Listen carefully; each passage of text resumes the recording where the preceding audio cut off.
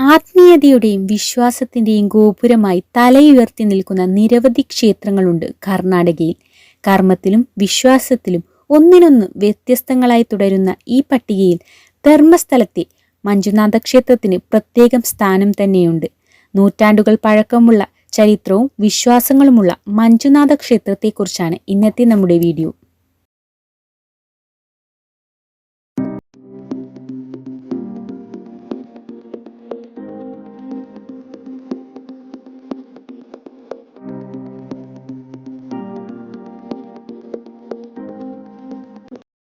കർണാടകയിലെ ഏറ്റവും പ്രസിദ്ധമായ ഹൈന്ദവ ആരാധനാലയങ്ങളിൽ ഒന്നാണ് മഞ്ജുനാഥ ക്ഷേത്രം.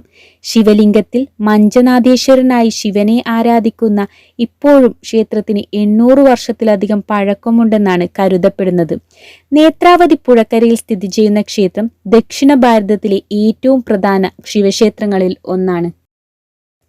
നമുക്ക് ഈ ക്ഷേത്രത്തിന്റെ ചരിത്രത്തിലേക്കും ആചാരങ്ങളിലേക്കും കടക്കുന്നതിന് മുമ്പ് ആദ്യം ക്ഷേത്ര നടത്തിപ്പിനെ കുറിച്ച് അറിഞ്ഞിരിക്കാം.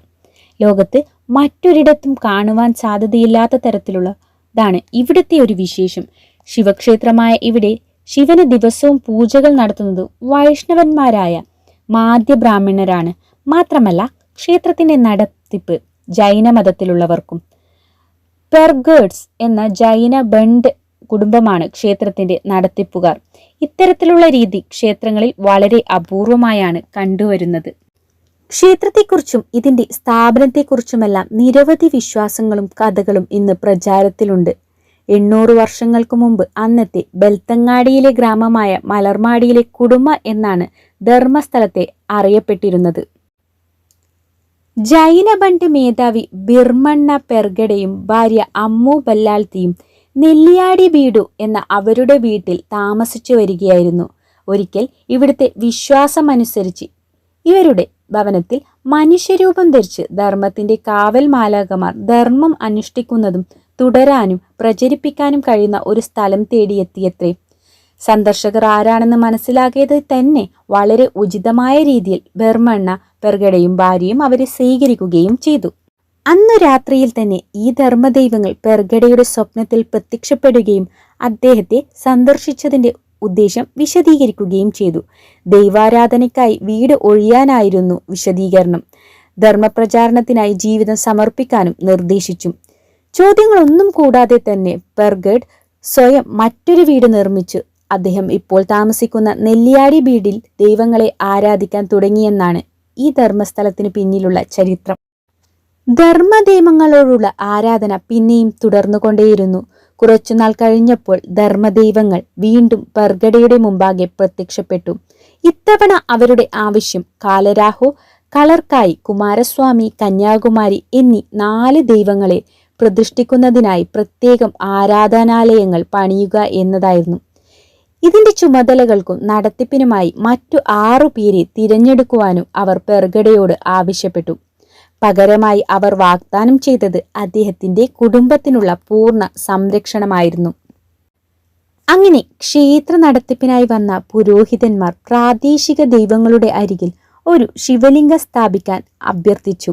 അങ്ങനെ മംഗലാപുരത്തിനടുത്തുള്ള കദ്രി മഞ്ജുനാഥ ക്ഷേത്രത്തിൽ നിന്നെത്തിയ ശിവലിംഗമാണ് ഇവിടെ സ്ഥാപിച്ചിരിക്കുന്നത് എന്നാണ് വിശ്വാസം.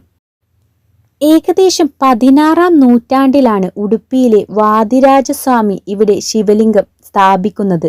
വാദിരാജസ്വാമി തന്റെ യോഗശക്തിയിലൂടെ ശിവലിംഗം പ്രതിഷ്ഠിച്ചു എന്നാണ് കരുതപ്പെടുന്നത്. ചരിത്രമനുസരിച്ച് ഈ സ്ഥലത്തിന് ധർമ്മസ്ഥലം എന്ന് പേരിട്ടതും അദ്ദേഹം തന്നെയാണ്. മതത്തിന്റെയും ദാനത്തിന്റെയും വാസ്തലം എന്നാണ് ഇതിനാൽ അർത്ഥമാക്കുന്നത്. കാർത്തിക മാസത്തിൽ നടത്തിവരുന്ന ലക്ഷദീപോത്സവമാണ് ഇവിടുത്തെ പ്രധാന ആഘോഷം. ഈ സമയത്ത് 1,00,000 ദീപങ്ങൾ ക്ഷേത്രത്തിന് ചുറ്റുമായി തെളിയിക്കും. ആയിരക്കണക്കിന് വിശ്വാസികൾ ഇതിൽ പങ്കെടുക്കുവാനായി ഉത്സവകാലത്ത് ഇവിടെ എത്തുന്നു.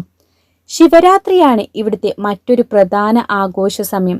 ഇവിടുത്തെ അന്നദാനവും കേൾവി കേട്ടതാണ്. ഒരു നേരം 50,000 വരെ ആളുകൾക്ക് ഭക്ഷണം നൽകുവാൻ സജ്ജമാണിത്. മഞ്ജുനാഥ ക്ഷേത്രത്തിലേക്കുള്ള യാത്രയിൽ സന്ദർശിച്ചിരിക്കേണ്ട മറ്റൊരു സ്ഥലമാണ് മഞ്ജുഷ മ്യൂസിയം. മഞ്ജുനാഥ ക്ഷേത്രത്തിന് സമീപം സ്ഥിതി ചെയ്യുന്ന മ്യൂസിയത്തിൽ വാളുകൾ, പഴയ കാറുകൾ, കവചങ്ങൾ എന്നിവയുടെ അതിമനോഹരമായ ശേഖരം തന്നെയുണ്ട്. വിന്റേജ് കാറുകളുടെ അവിശ്വസനീയമായ ഒരു ശേഖരം ഇവിടെ നമുക്ക് കാണുവാൻ സാധിക്കും. നിങ്ങളൊരു ചരിത്രപ്രേമിയാണെങ്കിൽ കാഴ്ചകൾ നിർബന്ധമായും കണ്ടിരിക്കണം. ഇതാണ് കർണാടകയിലെ തന്നെ ഏറ്റവും പ്രസിദ്ധമായ ശിവക്ഷേത്രത്തിലെ കാഴ്ചകളും വിശേഷങ്ങളും. ഇതുപോലെ മറ്റൊരു ക്ഷേത്രത്തിന്റെ കാഴ്ചകളും